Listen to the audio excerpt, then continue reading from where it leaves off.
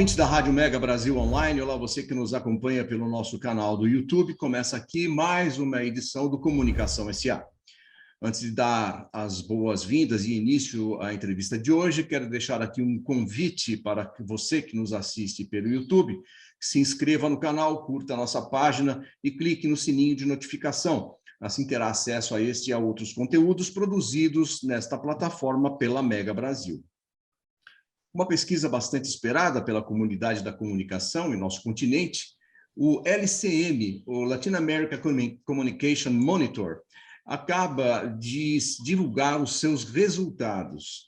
A pesquisa, que está na sua 4ª edição, é realizada pela EUPRERA, Associação Europeia de Educação e Pesquisa em Relações Públicas, uma instituição com sede em Bruxelas, na Bélgica, e que avalia as tendências na gestão de comunicação em mais de 80 países. No Brasil, os trabalhos são coordenados pela mestre e doutora em Comunicação Organizacional e Marketing Estratégico, Andréia Taides, a quem eu agradeço pela presença nesta edição do Comunicação S.A. Andréia, seja bem-vinda e obrigado pela sua presença aqui. Imagina, Marco, é nós que agradecemos a oportunidade, né, de divulgar essa pesquisa que, enfim, tem levado o nosso coração e a nossa mente nos últimos anos. Eu dou as boas-vindas também ao Alejandro Álvarez, que é pesquisador da Universidade de Málaga, na Espanha, e que, ao lado de Juan Carlos Milleda, da Universidade de Oregon, nos Estados Unidos, dirigiu a pesquisa que originou o Latin America Communication Monitor. Vou aqui arriscar o meu portunhol. Professor Alejandro, bem-vindo. É um prazer recebê-lo neste Comunicación S.A. Muchísimas gracias, el agradecido soy yo, es un placer. Pido disculpas por mi no portugués y mi mal portuñol. Intentaré hablar pausado, si bien les estoy hablando desde Málaga, estamos compartiendo desde aquí, ya verán que por mi acento soy vecino, país hermano argentino, así que bueno, es un placer, un verdadero honor estar en tu programa y agradecerte muchísimo, tanto a ti como a la profesora Andrea, esta oportunidad de difundir los resultados y el trabajo que en definitiva muestran los avances y el desarrollo de nuestra amada profesión de Relaciones Públicas y Comunicación Organizacional en América Latina. Bueno, perdóname también por mi español e por mi portunhol também. Bom, aqui vale ressaltar que essa edição do Latin America Communication Monitor teve o apoio da Universidade do Oregon, a Universidade da Costa Rica, o Banco Centro-Americano de Integração Econômica e também a colaboração do Institute for Public Relations, o IPR, especificamente no capítulo dedicado à Covid-19. Eu vou começar, então, com o professor Alejandro. Professor, en Latin America Communication Monitor es en realidad uno de los pilares de investigación de OPRERA, que además de LCM también promueve investigaciones similares en Europa, América del Norte y Asia-Pacífico. Antes de entrar en los detalles de esta 4ª edición del estudio en nuestro continente, ¿es posible evaluar el desempeño de las relaciones públicas en América Latina en comparación con otras regiones del globo? Bueno, efectivamente, Marcos, ese es el gran aporte de EUPRERA en este proyecto, ¿no? El Global Communication Monitor, que dirige el profesor Angar Cefas desde la Universidad en Alemania, desde hace 15 años, que posibilita que 80 países, que profesionales de 80 países, más de 6.000 profesionales, podamos manifestar no solamente lo que nos está pasando en el campo de la comunicación, sino también cuál es nuestra visión, nuestra percepción sobre nuestra actividad, sobre la actividad de nuestras organizaciones y sobre nuestra profesión en particular. En ese sentido, desde hace 4 ediciones, el Latin American Communication Monitor, o sea, el capítulo latinoamericano, se incorpora y permite comparar conjuntamente con Europa, con América del Norte y con Asia-Pacífico lo que está pasando. Esto es una gran encuesta, una macroencuesta mundial que utiliza variables similares, ¿sí? En su gran mayoría, y de esa manera nosotros también podemos visibilizar desde América Latina no solamente compararnos, sino también mostrar al mundo lo que estamos haciendo y cómo lo estamos haciendo, ¿no? Siempre la perspectiva latinoamericana, iberoamericana de la comunicación estratégica, de las relaciones públicas, ha sido muy importante. Es una de las escuelas más tradicionales de este campo. Entonces, este aporte que hacemos 26 universidades de América Latina, investigadores de 26 universidades de América Latina y un equipo en el cual la profesora Andrea desde luego forma parte desde las primeras ediciones, es muy importante en ese sentido. ¿Y qué es lo que hemos visto en estos años? Fundamentalmente que la función estratégica y la excelencia en los departamentos de comunicación en América Latina cada vez va creciendo más, ¿sí? Salimos de ese campo o de esa tarea más operativa a la cual siempre se ha encasillado a las relaciones públicas, a la comunicación estratégica, y nos aproximamos más a una función directiva e incluso una función política en términos de incidir en los objetivos y en el propósito organizacional, ¿no? Otro aspecto muy importante que vemos y con mucha, permítanme, felicidad, alegría, es que la profesionalización de la tarea del comunicador, de la comunicadora en distintos tipos de organizaciones también va en crecimiento, ¿no? En particular y comparativamente, por ejemplo, con Europa, en el tercer sector, en las organizaciones de la sociedad civil, en el sector público, por supuesto con sus bemoles o desniveles en cada una de las regiones o países que conforman nuestra patria grande, nuestra América Latina, pero también vemos un grado de profesionalización en aumento a lo largo de estos años, ¿no? En un tema en el que vamos un poco más rezagado y que ha sido objeto de investigación, sobre todo en las últimas 2 ediciones, tiene que ver con la revolución digital, ¿no? Procesos de automatización, ciberseguridad, manejo de Big Data, desarrollo de sistemas de información y gestión de herramientas o de canales como redes sociales o a través de dispositivos móviles. Comparativamente, de vuelta con Europa, con América del Norte y con Asia, estamos un poco más rezagados, ¿no? O sea, venimos un poco más lento. Sí. Otro aspecto también muy importante es el nivel de formación, ¿sí? Aquí la profesora Andrea es una gran académica, una gran investigadora y en general Brasil ha sido una palanca muy fuerte para jerarquizar en términos académicos y en términos científicos nuestra disciplina. Las grandes revistas académicas de la región están en Brasil, llevan muchos años con programas de doctorado, por supuesto tienen la principal universidad en América Latina y una carrera como en la Universidad de Sao Paulo de las más prestigiosas en el ámbito de las relaciones públicas, ¿no? Esto también es un dato significativo porque cada vez más, de hecho, precisamente más del casi el 90 y pico por ciento, el 98% de los profesionales en activo en América Latina ya tienen un grado, o sea, un nivel de formación de grado, incluso 1 de cada 2 de posgrado y en una buena proporción también son doctorados. Este también es un dato muy significativo de la profesión en la región. Y otro que también es auspicioso, si bien en Brasil es un tema que todavía está en discusión y que seguramente la profesora puede matizar mucho más, es la cuestión de género, ¿no? En Latinoamérica, las profesionales, mujeres de comunicación y de relaciones públicas, casi en un 50% están accediendo a cargos jerárquicos, o sea, rompiendo ese techo de cristal como normalmente se conoce.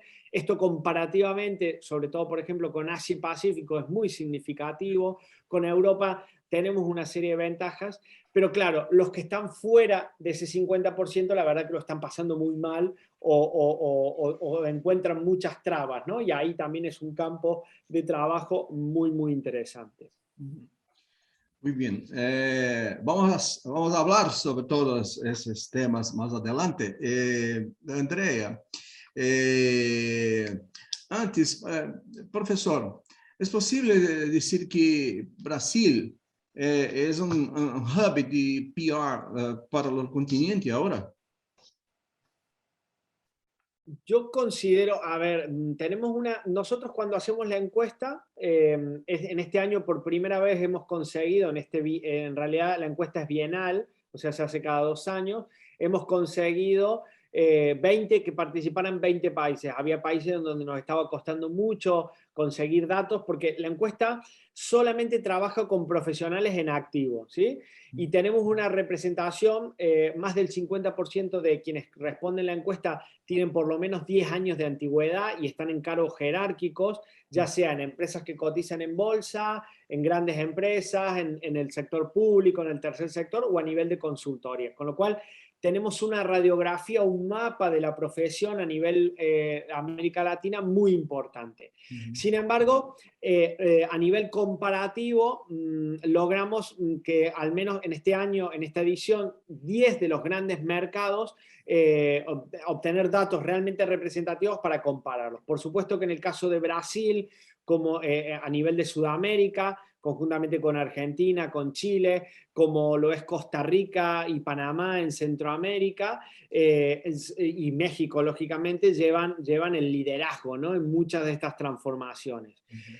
Por ahí, el alineamiento de Brasil a nivel profesional está mucho más vinculado con la escuela norteamericana, y otros países como Colombia, Venezuela, la propia Argentina, están más vinculados al ámbito español, al ámbito iberoamericano, ¿no? Entonces, ahí también como que se ven ciertas diferencias y salen a la luz en este tipo de estudios esos niveles de desarrollo a nivel profesional.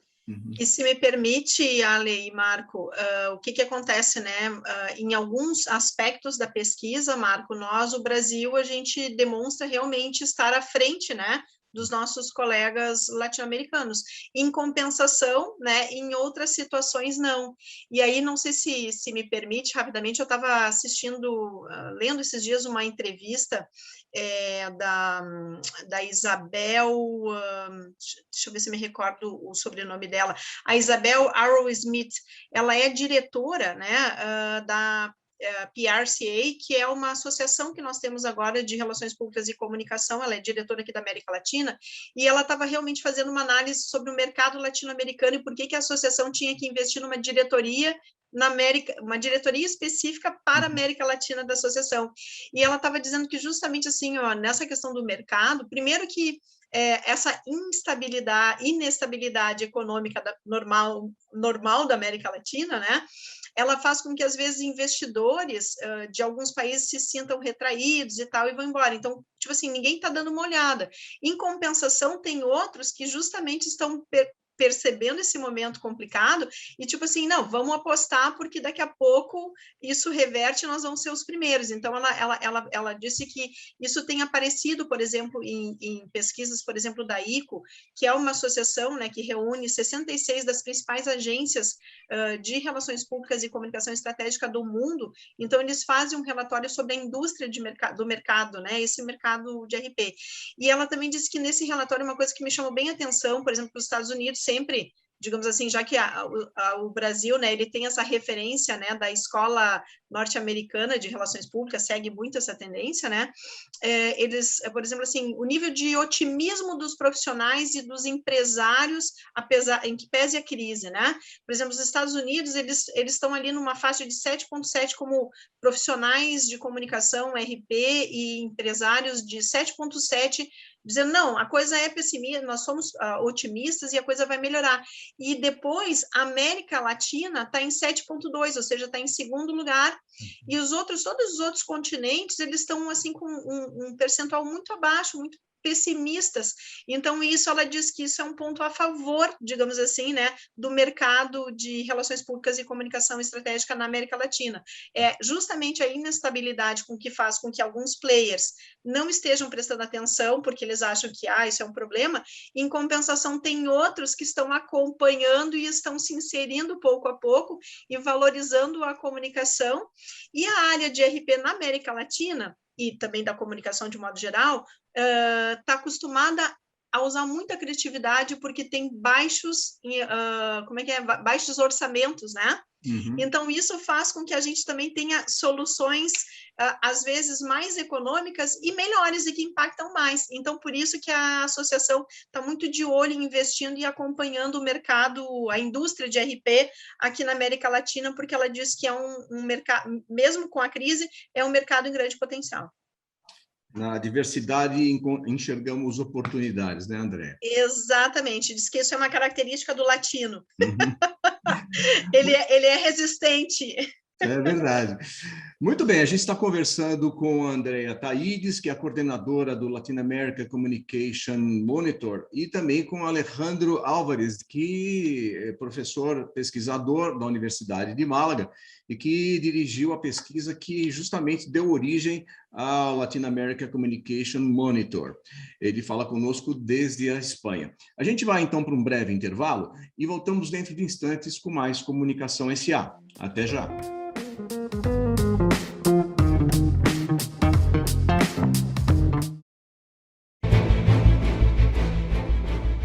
A Mega Brasil entra em conexão internacional para debater e analisar a comunicação, a pandemia e os efeitos do coronavírus na sociedade. Conexão Internacional é um programa que traduz diferentes realidades a partir da análise de jornalistas baseados na Europa e nas Américas. Rosana Dias, do Canadá, Maria Luísa Abbott, do Reino Unido, Sandro Rego e José Gabriel Andrade, de Portugal, e Santiago Farrell, da Argentina, formam um time nota 10 de comentaristas comandado por Marco Antônio Rossi. Conexão Internacional é veiculado todas as sextas-feiras, às 15 horas, aqui na sua Rádio TV Mega Brasil Online, um canal a serviço da comunicação. Antes eu não tinha acesso a nenhum outro método para voltar para casa a não ser o transporte público. E agora eu consigo viagens acessíveis, seguras e que eu tenho essa garantia de que eu consigo chegar em casa. Então eu me tornei muito mais independente. Como eu moro na Zona Sul e minha faculdade é na Zona Leste, eu acabo cruzando a cidade todos os dias. E aí eu ainda tenho estágio nesse meio período. Então eu vou até a Zona Oeste, faço meu estágio, vou até a Zona Leste para a faculdade. E aí eu pego metrô, trem e ônibus para voltar para casa. Muitas vezes eu pego o aplicativo para chegar até a estação, porque é mais rápido, ou então porque é muito tarde e eu tenho medo de ir por aquele caminho. Eles estão com os vidros abertos, em alguns carros já tem a placa e sempre tem uso de máscara e álcool em gel. É difícil reconhecer quem é da linha de frente, né? Mas tem muita gente trabalhando para a cidade não parar. E a gente tem que valorizar muito, porque muitas das coisas a gente não conseguiria fazer durante a pandemia se não fossem os aplicativos.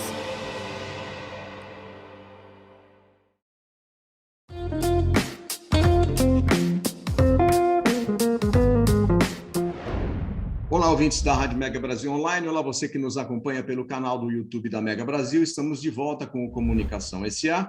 Hoje recebemos aqui no programa a Andrea Taides, coordenadora do Latin America Communication Monitor, aqui para nosso continente, e Alejandro Álvares, professor pesquisador da Universidade de Málaga, e um dos responsáveis pela pesquisa que justamente originou o Latin America Communication Monitor. Andrea, aproveitando um pouco a sua fala do último bloco, em que a gente inclusive falava sobre essa oportunidade que enxergamos nas adversidades, e você também chamou atenção para as diferenças das escolas, que o professor Alejandro também falou sobre isso, mas isso traduz um pouco o perfil do nosso continente, né? Que ele é bem diverso, ele é essa mescla de culturas que torna a gente, o nosso continente tão peculiar também nas relações públicas, não é não, André? Sim, não, com certeza.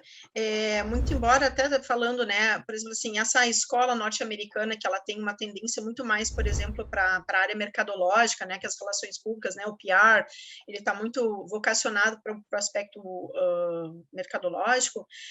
Eu penso que nós aqui no Brasil e na América Latina, né, Marco, eu acho que a gente, mesmo que a gente tenha sido, digamos assim, muito influenciado por empresas norte-americanas que aqui se instalaram primeiro, né, e trouxeram essa cultura, e a história da profissão mostra, né, que o início dos departamentos vem disso. Eu penso que a gente consegue também, pelas nossas características, por esse aspecto do povo ser mais solidário, latino-americano, dele estar preocupado de passar com dificuldades, eu acho que a gente consegue fazer uma mescla muito legal de pensar no coletivo. Então, por exemplo, assim, aqui no Brasil, né, digamos assim, a Cecília Peruso, né, uma professora aí paulista, né, que a gente tem o maior carinho, essa fala e toda uma escola, digamos assim, que ela funda no sentido das relações públicas comunitárias, isso tem a ver com a área com os europeus, né, com a escola europeia, que ela se preocupa pelo coletivo, pelo outro. Então, eu penso que nós aqui na América Latina e no Brasil, eu acho que a gente está conseguindo fazer bem essa mescla, né, claro, uma preocupação, qual é o setor que também acaba, digamos assim, assumindo um número maior e investindo em comunicação, em relações de publicidade. É a área privada. Então, é claro que tem esse aspecto, né, mercadológico. Mas eu penso que a gente está com trabalhos excelentes, assim, nessas questões mais sociais, ou mesmo dentro de empresas privadas, com essa preocupação da gente olhar para o coletivo. Até porque o mundo está mudando, né, Marcos? A gente está vivendo muitas coisas sérias, que se nós não pensarmos mais no coletivo, se a gente também não reduzir, inclusive, essa questão do consumo, né, a gente está inviabilizando, a gente já está vendo relatórios de todos os tipos, né, de meio ambiente, de questão do lixo, de séries das coisas que a gente precisa realmente pensar no todo. E eu acho que a gente consegue aqui na América Latina fazer esse misto, tá? Então, é isso que tem sido bacana de trabalhar com o LCM.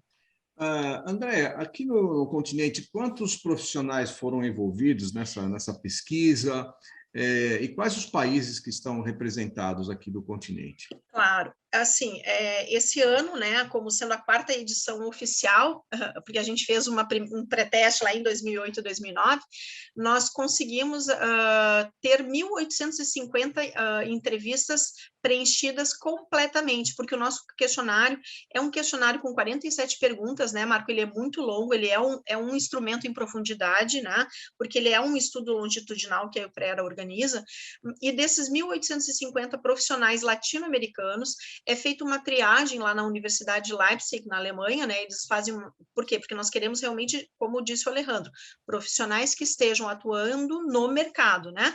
Então, essa limpeza passou para 1.683 casos válidos. Então, esse relatório reuniu 1.683 respostas de profissionais de 20 países aqui da América Latina, certo? E esse relatório completo que a gente disponibiliza de forma gratuita no nosso site, ele, digamos assim, ele dá ele faz um detalhamento dos 12 países que têm uma amostra mais significativa. Então, por exemplo, o Brasil.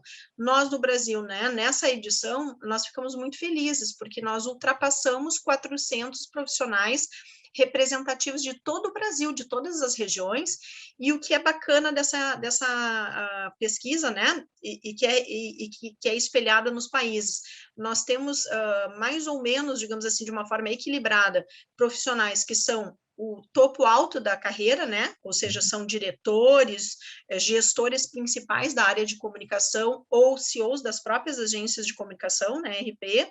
A gente vai ter praticamente um terço que é intermediário, que assume aquelas chefias intermediárias, né, de comunicação, e mais ou menos um terço que são profissionais que estão integrando a equipe. Então, isso é legal, né?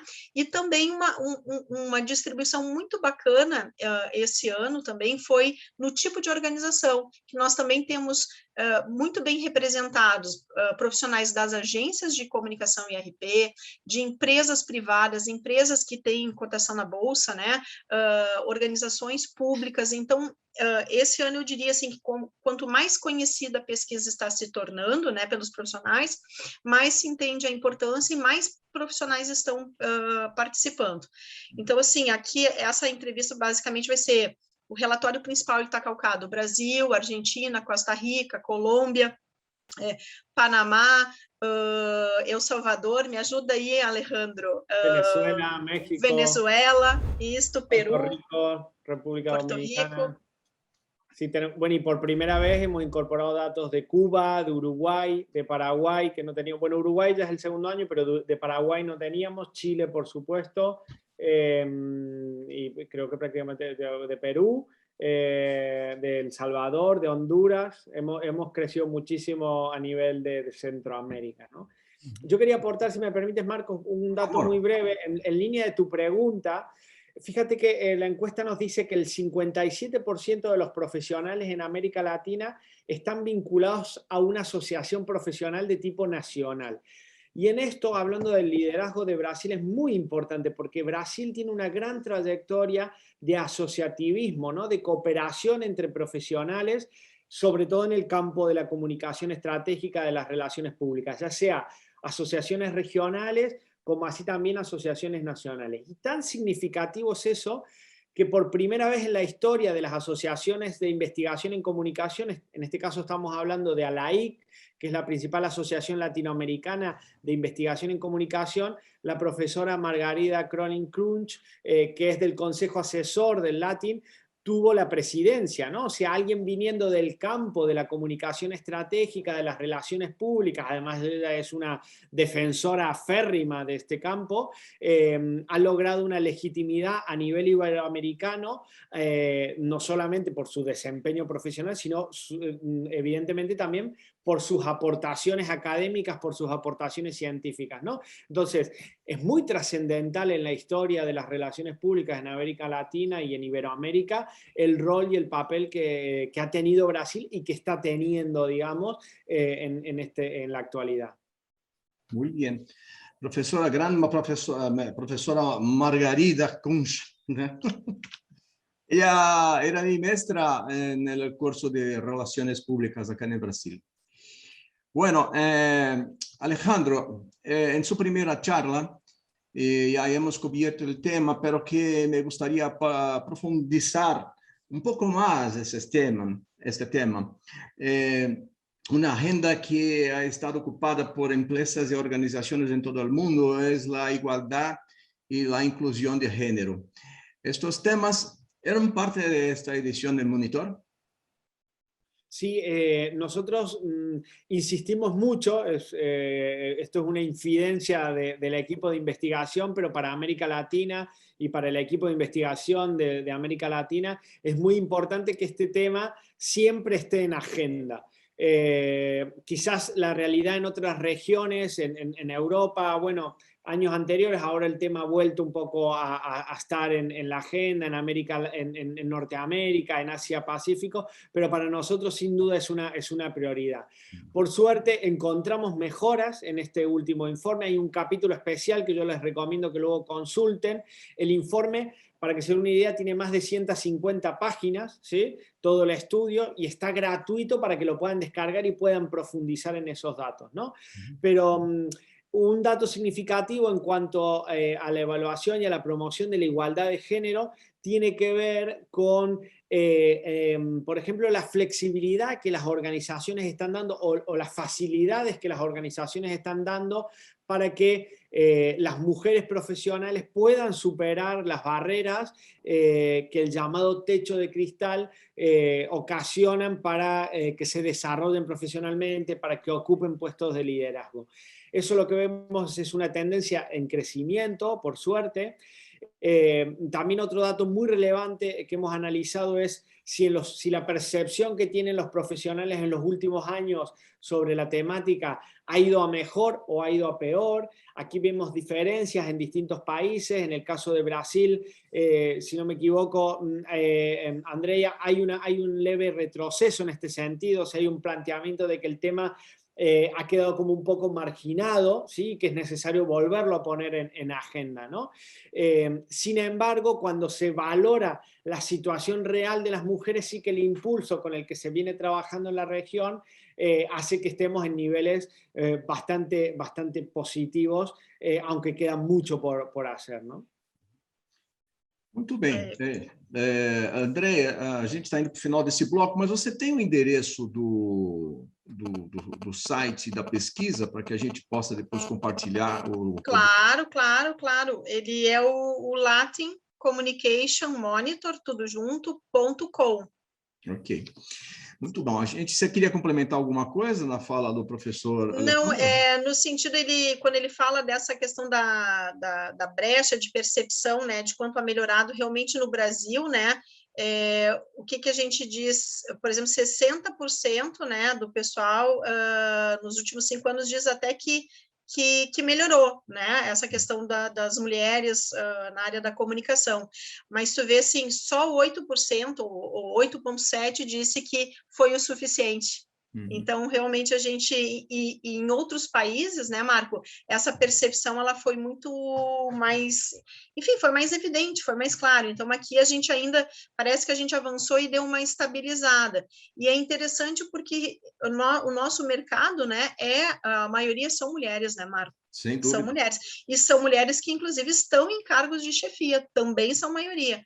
Mas tu vê que elas estão preocupadas e parece que não atingiram um ponto e agora, em vez de continuar avançando, a sensação que nos dá pelos dados é que isso estabilizou e que não se discutiu mais. E essa questão que o Ale fala, por exemplo, de realmente o que está acontecendo para o teto de cristal, que tem a ver com a falta de flexibilidade para a gente se ocupar com as nossas obrigações familiares, né, e tal, mas também tem a ver com a falta de políticas de promoção clara, transparente, de como vai se dar essa ascensão profissional dentro das empresas. Então, isso também é um ponto bastante, digamos assim, mencionado pelas mulheres. Olha, não fica claro, não está escrito, né, como é que essas questões de igualdade de gênero nas organizações. Com exceção da Colômbia, né? A Colômbia tem muito bem definido, dos países latino-americanos, eu diria, né, Ali, que Colômbia, né, nos parece estar bem à frente nesse sentido, tá? Com legislação própria e muito bem delimitada. Un dato muy interesante es el Latin tiene 7 capítulos, ¿no? No solamente vemos la cuestión de género, sino que hemos analizado competencias profesionales, el problema de ciberseguridad, la crisis del COVID, cuestiones de salario, temas importantes. Entonces, por ejemplo, cuando analizamos los temas estratégicos, vemos que los 3 primeros temas tienen que ver con el ámbito digital. Cuando analizamos las competencias de los profesionales, vemos que, por ejemplo, las mujeres se sienten menos capacitadas en cuestiones digitales, ¿no? Entonces, este entrecruzamiento de distintas variables nos permite luego configurar escenarios, ¿sí?, sobre los cuales tenemos que trabajar desde las universidades, desde las asociaciones profesionales, desde las propias empresas, ¿sí?, para poder fortalecer estos aspectos y luchar, por ejemplo, con la cuestión de la brecha de género. Muito bem, temos um longo caminho pela frente ainda, né? No próximo bloco, nós vamos falar sobre fake news e Covid. Eu vou deixando aqui também o endereço na tela do como você acessa a este estudo sobre o qual estamos falando hoje aqui, o Latin America Communication Monitor. A gente vai para um breve intervalo e voltamos dentro de instantes com mais Comunicação SA. Até já!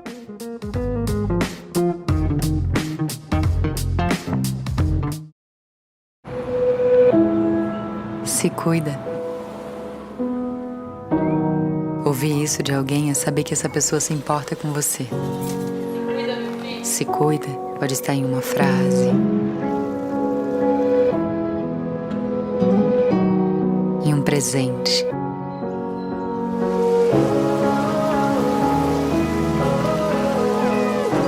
em um gesto.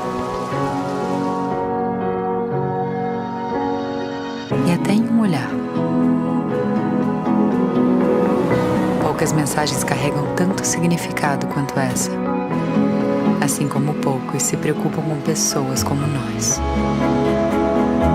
Escolher 99 é se cuidar e ter uma segurança que cabe no bolso.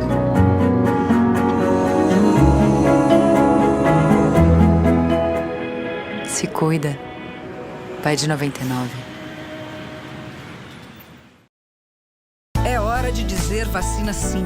Ela protege você e protege os outros. Vacina sim. Uma campanha para todos.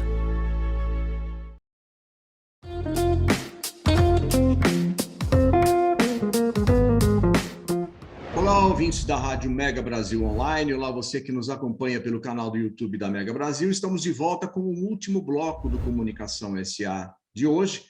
quando recebemos a Andrea Taides, coordenadora do Latin America Communication Monitor, e Alejandro Álvares, que é professor e pesquisador da Universidade de Málaga, um dos responsáveis pela pesquisa que deu origem a este Latin America Communication Monitor.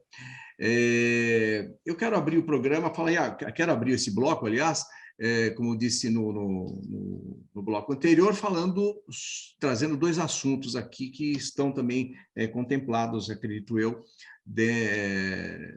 nesse relatório. Um deles é fake news. Eu quero abrir com Alejandro.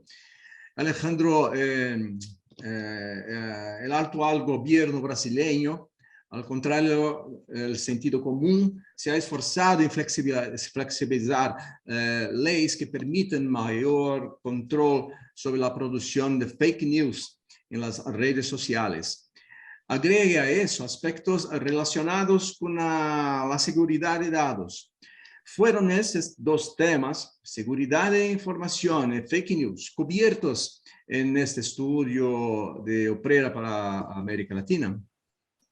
Bien, Marco, la verdad que es un tema muy, muy interesante. La realidad es que nosotros estudiamos la temática de las fake news en la edición anterior, o sea, en el capítulo 2018-19, cuando el tema recién empezaba a cobrar importancia, recién empezaba a ser moneda corriente. Nunca nos imaginamos que en el medio iba a aparecer la pandemia del COVID y la fake news sería, digamos, prácticamente entraría en todos los hogares y sería el lenguaje común de la totalidad de las personas, ¿no?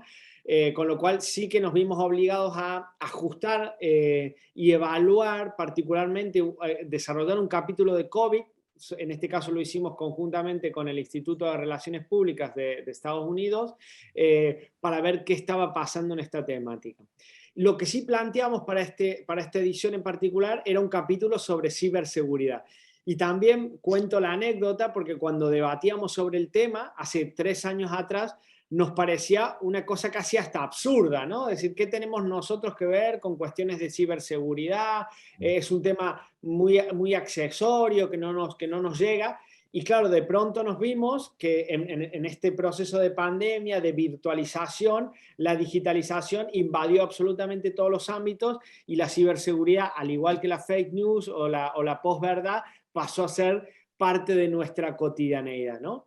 En ese sentido, bueno, en materia de ciberseguridad, los datos han sido muy alarmantes porque la mayoría de los profesionales decían que habían sido afectados al menos una vez con algún ataque de ciberseguridad, en lo que tenía que ver con cuestiones de infraestructuras básicas, sitios web, bases de datos con información sensible, patentes o información reservada de la organización. También esto se cruzaba con los dilemas éticos, ¿sí? Que ha sido uno de los capítulos, porque muchos de los profesionales manifestaban haberse visto ante una situación, ante un dilema ético al momento de instrumentar, por ejemplo, procesos de automatización o distribución de determinada información de la cual no se sentían del todo cómodos, ¿no? Un poco en la línea de lo que tú planteabas recién en el escenario local político en Brasil, ¿no? También otro dato muy interesante, porque no es solamente el dato en particular, sino es el contexto, ¿no? Muchos de los profesionales en América Latina, casi 8 de cada 10, solamente o ponían por encima de códigos éticos organizacionales o asociativos su propia escala de valores, ¿no? Esto es un dato que sobre todo cuando se compara en Europa es bastante alarmante, ¿no? Que uno tenga que poner por encima su propia escala de valores ante el desempeño profesional frente a determinados protocolos, instrumentos o en este caso códigos de ética organizacionales, ¿no?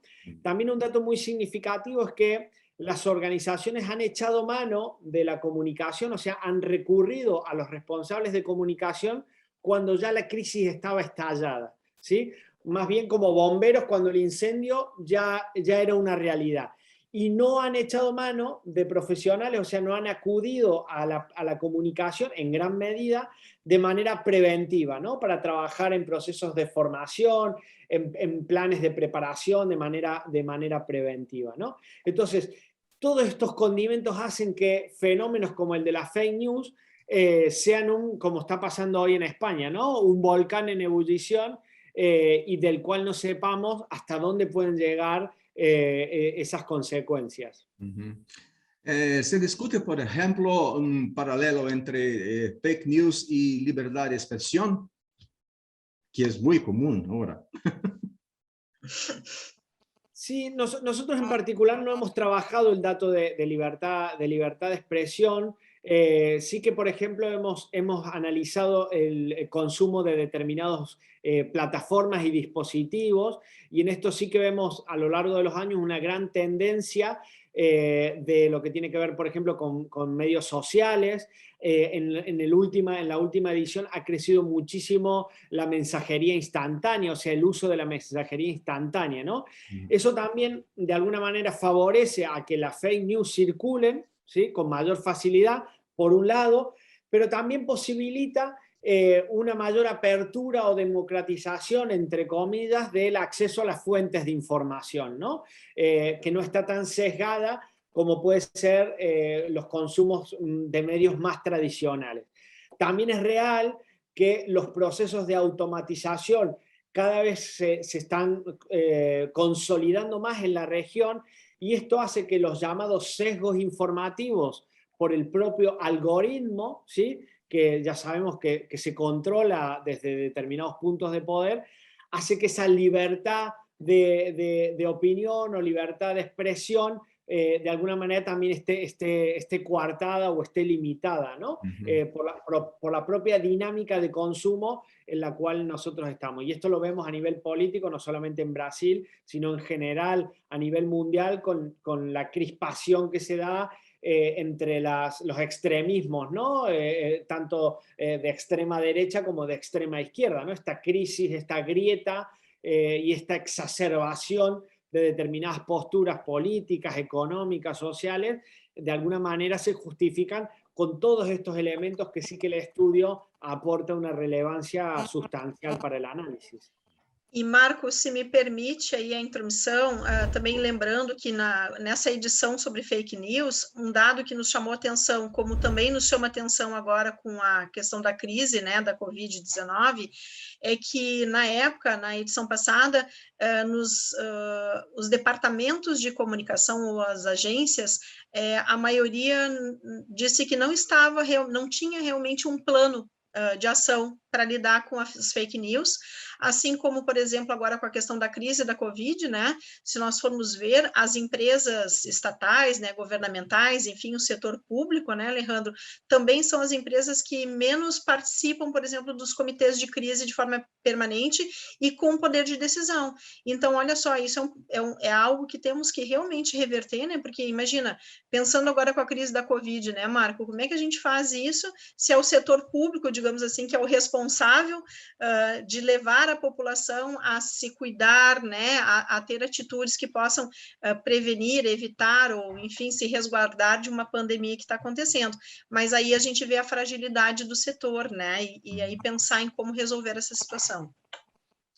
É verdade.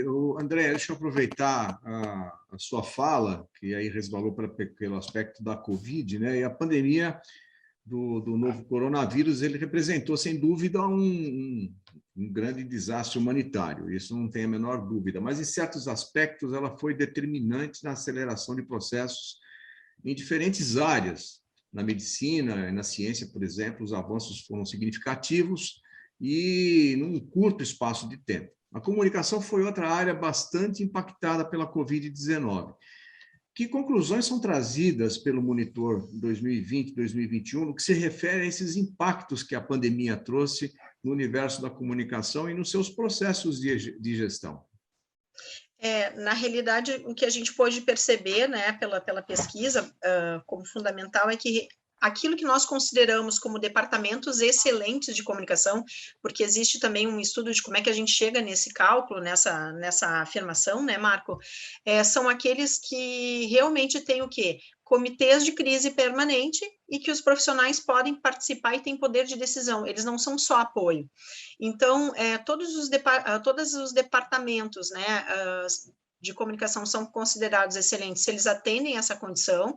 Na América Latina, a gente viu um incremento de departamentos ou agências de comunicação excelente, justamente por quê? Porque pensam na prevenção e estão numa mesa, né, de discussão, e eles também decidem, e não apenas com dados técnicos, né? Claro que daí a gente também, de novo, né, Marco, a gente vai ver quais são as empresas ou qual é o tipo de organização que está mais à frente nesse sentido. Nós vamos ver aí as próprias agências, né, ou consultorias de comunicação, porque elas são chamadas, né, para atuar, e aí como são chamadas, são externas, elas são vistas talvez com mais credibilidade, mais respeito, ou então essas organizações que têm capital aberto, né, e que são extremamente competitivas e, portanto, por isso que elas também investem mais em comunicação, investem mais na formação do pessoal e investem mais em prevenção. E isso está relacionado com a Covid, isso está relacionado, por exemplo, com a questão da cibersegurança, né, e isso estava também relacionado, por exemplo, com a temática das fake news que foi na edição passada. Todos que têm um trabalho de prevenção são determinadas organizações, aquelas que são líderes de mercado, aquelas que prestam atenção e que estão querendo se manter durante, né, um período de tempo, então elas estão lá no futuro olhando e tentando capacitar também o seu pessoal, que eu acho que isso também é um fator muito interessante, Marco.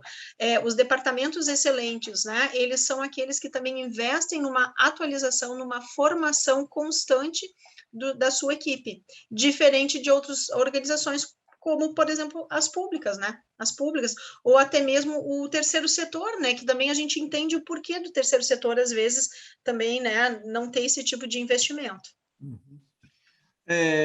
Você diria, para a gente encerrar, Andréia, que nós temos, como profissionais de comunicação, um desafio pela frente, que é justamente de preservar estas conquistas que nós tivemos, que experimentamos ao longo da Covid-19, que foi nos tornarmos, de fato, figuras estratégicas dentro da empresa, figuras que são ouvidas, porque vamos combinar aí que durante a Covid o que restou para as empresas foi basicamente comunicação, né? Exatamente. Não, eu te diria assim que claro que aumentou o percentual, então, desses departamentos e agências de comunicação excelente, considerando realmente também o impacto da pandemia, como você disse, que fez com que as empresas, as organizações passassem a se preocupar com digamos, com essa área, porque era o que restava, digamos assim, né, no sentido de manter o relacionamento com seus funcionários, com seus clientes, com seus fornecedores. Então, assim, Marcos, sinceramente, eu sou uma pessoa muito otimista, eu acho que a gente nunca volta para trás. Por mais que a gente diga assim, não, mas deu um retrocesso ali, não, a gente até pode ter voltado um passinho, mas é que a gente andou 10, e antes a gente estava no 5, se a gente andou 10 e voltou 1, então quer dizer que eu ainda estou com 4 à frente, não sei se, né? Então, esse eu acho que é o grande benefício, digamos assim, que a crise da Covid nos traz, e eu penso que muitos profissionais hoje, que se mostraram estratégicos, que se mostraram realmente como pessoas que analisam o cenário, né, Marco? Porque também é uma outra questão relacionada no LCM, das novas competências. As novas competências exigidas, claro, tem a ver com essa questão tecnológica, mas ela tem a ver com essa questão de análise de cenário. E os profissionais que conseguiram fazer essa análise e facilitar esse tipo de informação para que os seus gestores tomassem uma decisão mais acertada, esses eu acho que nunca mais serão vistos como não estratégicos, entendeu? Então, eu acho que é uma grande oportunidade que muitos profissionais, muitos colegas estão aproveitando, em que pese o cansaço, né, o estresse que está sendo, né, esse tipo de atuação nesse ambiente online, remoto, e muitas empresas também, muitos profissionais estão atentos a isso e vão seguir, se quiserem continuar no mercado e continuar de uma maneira equilibrada, né. Para usted, Alejandro, mantener los logros alcanzados por la comunicación durante la COVID es uno de los mayores retos para los profesionales de la área.